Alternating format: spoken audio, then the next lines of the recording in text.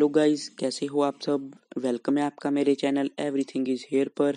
तो आज गाइस मैं आपको एक्सप्लेन करने वाला हूँ रॉन्ग टर्न 4 यानी कि ब्लडी बिगनिंग्स।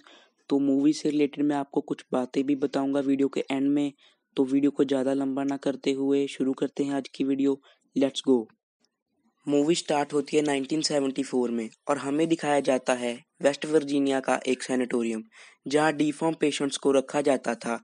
वो सब इनब्रीडिंग और बर्थ इफेक्ट की वजह से डीफॉर्म थे।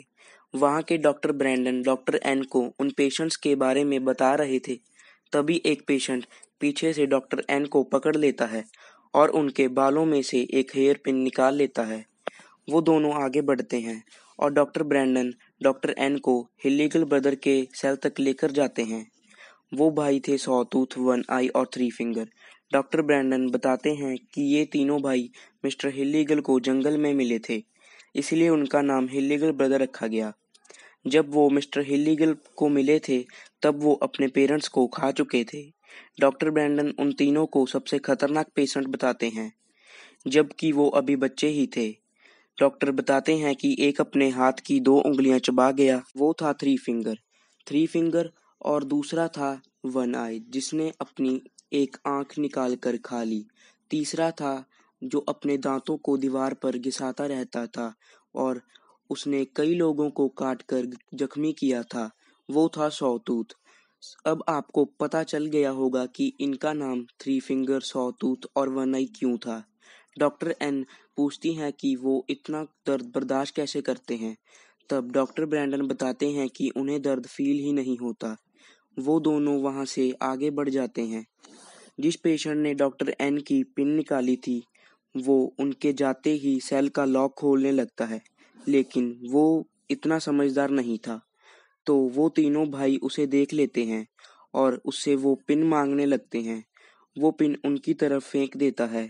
जैसे ही हम देखते हैं उन सब में सबसे ज्यादा समझदार थ्री फिंगर था। वो उस पिन से लॉक खोल देता है।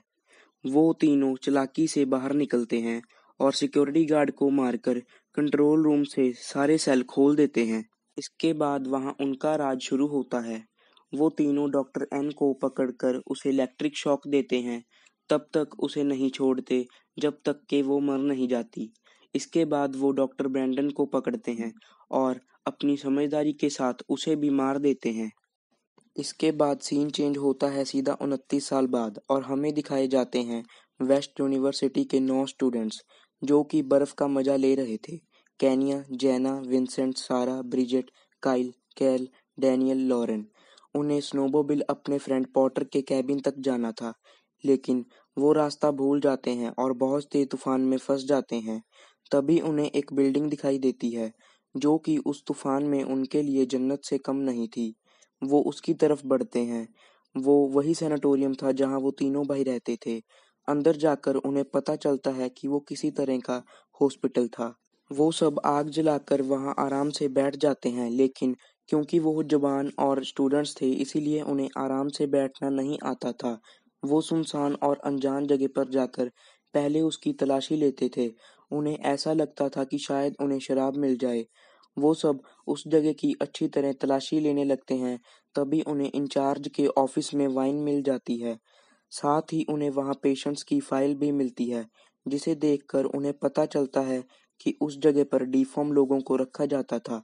इधर हम देखते हैं वो तीनों भाई भी उस सैनिटोरियम में किसी को लेकर आ चुके थे। विंसेंट, जैना और केनिया रात बिताने के लिए वहां बेड ढूंढने जाते हैं। तभी उन्हें कुछ दिखाई देता है और विंसेंट चेक करने के लिए जाता है और अंदर से उसके चिल्लाने की आवाज आती है। जैना और केनिया दोनों डर जाती हैं। फिर वो हिम्मत करके उसे ढूंढने जाती हैं। विंसेंट उन्हें डराकर उनके साथ एक बेकार प्रैंक करता है जिससे वो दोनों उससे नाराज हो जाती हैं। वो वहां से चली जाती हैं और हम देखते हैं कि वन आई उन्हें देख रहा था। उन सब को खुश करने के लिए विंसेंट अकेला ही जनरेटर ढूंढने जाता है।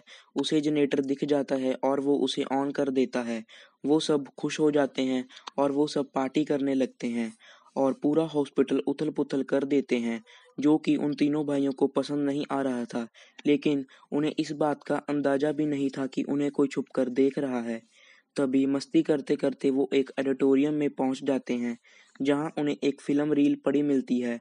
डैनियल उस रील को प्रोजेक्टर में डालकर उसे प्ले कर देता है। उस रील में दिखाया जाता है कि उन इल्लीगल ब्रदर्स पर सबसे ज़्यादा खतरनाक टेस्ट किए जाते थे, जिसका नतीजा आप इस मूवी में देखोगे। उस फिल्म को देखकर लॉरेन उन्हें बताती है कि उसका भाई उन इल्लीगल ब्रदर के बारे में उसे बहुत डरावनी कहानियां सुनाता था। वो बताती है कि वो लोगों को मारकर खाते थे, लेकिन कोई भी उसकी बात पर यकीन नहीं करता और वो सब सोने के लिए चले जाते हैं। रात को सब अपने अपने कमरे में सो रहे थे, लेकिन विंसेंट को नींद नहीं आ रही थी। वो उठकर वहां घूम रहा था। उसे सामने कुछ दिखाई देता है।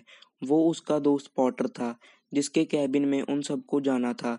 जब वो उसके पास जाता है तो वो देखता है कि वो मरा पड़ा था, लेकिन इससे पहले कि वो कुछ कर पाता, तभी सॉटूथ उसके सर में आयरन रॉड घुसाकर उसे मार देता है।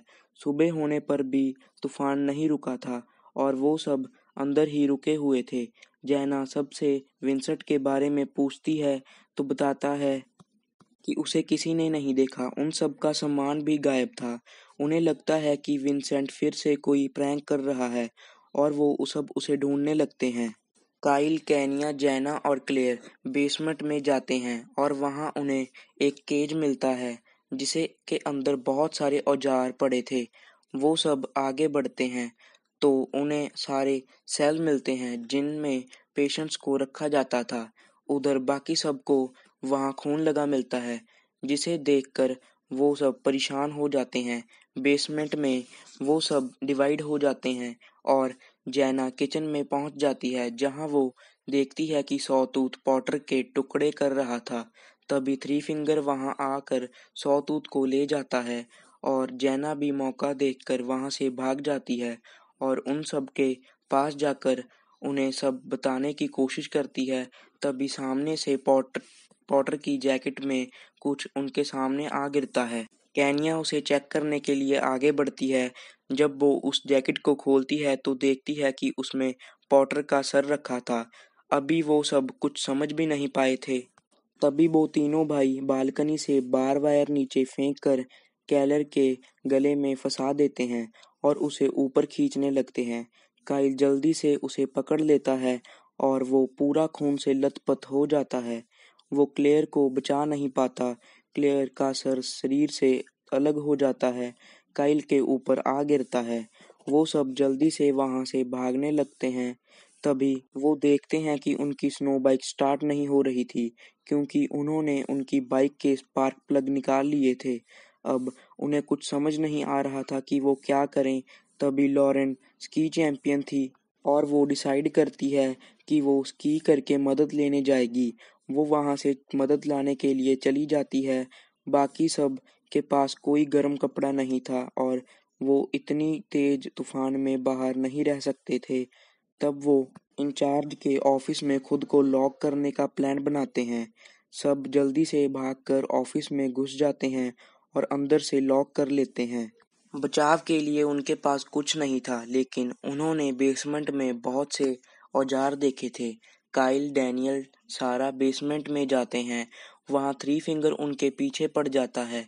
वो सब जल्दी से केज में जाकर छुप जाते हैं और थ्री फिंगर के जाने के बाद वहां से औजार लेकर भागने की कोशिश करते हैं। इधर वन आई ऑफिस के दरवाजे में होल करके केनिया को पकड़ लेता है। ब्रिजेट उसके हाथ पर ब्लेड मार मार कर उसे छुड़ाती है और वो केनिया को छोड़ देता है। इधर वो सब बेसमेंट में से भाग रहे थे और सब के पीछे था डैनियल। सॉटूथ डैनियल को पकड़ लेता है और किचन में ले जाकर उसे बांध देता है। काइल और सारा ऑफिस में पहुंचकर देखते हैं कि डैनियल उनके पीछे नहीं था। वो तीनों भाई डैनियल को जिंदा काट रहे थे और उसकी चिल्लाने की आवाज उन्हें सुनाई दे रही थी। बहुत देर बाद वो उसे बचाने जाते हैं और काइल देखता है कि वो उसके मसल फ्राई करके खा रहे थे। डैनियल उस दर्दनाक टॉर्चर से बच नहीं पाता और वो उसे मार कर खा रहे थे और उसके दोस्त उसे मरा नहीं देख सकते थे और उसके दोस्त उसे मरा देखकर डिसाइड करते हैं कि वो उन तीनों को फंसाएंगे। वो उन सब पर हमला कर देते हैं और उन्हें भगाकर एक सेल में लॉक कर देते हैं। काइल उन्हें जिंदा जलाने वाला था, तभी केन्या उसे रोक देती है। जिन लोगों को बहुत से मार कर खाया गया था, जब आज फाइनली वो मरने वाले थे, तो केन्या की इंसानियत जाग जाती है। उसकी इंसानियत तब नहीं जागी थी जब उसके फ्रेंड्स को मारकर और डैनियल को जिंदा खाया जा रहा था, लेकिन उनकी मासूम शक्ल देखकर उसे तरस आ जाता है। वो काइल को पहरा देने के लिए वहां छोड़ देते हैं और खुद ऑफिस में जाकर आराम करते हैं, लेकिन जिस सेल में वो लॉक थे, वो वही सेल था जिसमें वो 29 साल पहले लॉक थे। जिस पिन से उन्होंने वो लॉक खोला था, वो पिन अभी भी वहीं पड़ी थी। जब काइल सो जाता है, तब थ्री फिंगर फिर से अपनी स्मार्टनेस दिखाता है और लॉक खोल देता है। सॉटूथ उसे पकड़ लेता है। इधर केनिया और काइल को देखने चेक करने के लिए जाती है, तभी जनरेटर बंद हो जाता है और वहां पर अंधेरा हो जाता है। वो देखती है कि काइल वहां नहीं था और सेल में वो तीनों भी नहीं थे। वो जल्दी से वापिस आकर उन्हें ये सब बताती है, तभी दरवाजे पर कोई आ जाता है। उसका मुंह ढका हुआ था। वो सब सोचते हैं कि वो शायद थ्री फिंगर है और वो मिलकर बड़ी बेरहमी से उसे मार देते हैं। फिर वो उसका चेहरा देखती हैं। वो देखते हैं कि वो काइल था, जिसकी जीभ कटी हुई थी। वो सब वहां से भागने लगते हैं, तभी वो तीनों भाई वहां पर आ जाते हैं। भागते भागते वो एक कमरे में पहुंचते हैं जहां उनका सामान पड़ा था। वो सब अपनी अपनी जैकेट पहन लेती हैं और विंडो से बाहर निकलने की कोशिश करती हैं, लेकिन वो एक सैनिटोरियम था, इसीलिए उसकी सारी विंडो सील पड़ी थीं। उन्हें एक टूटी हुई विंडो मिलती है।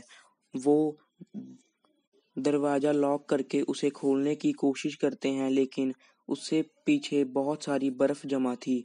सारा बर्फ को हटाने लगती है, तभी वहां वो तीनों भाई पहुंच जाते हैं।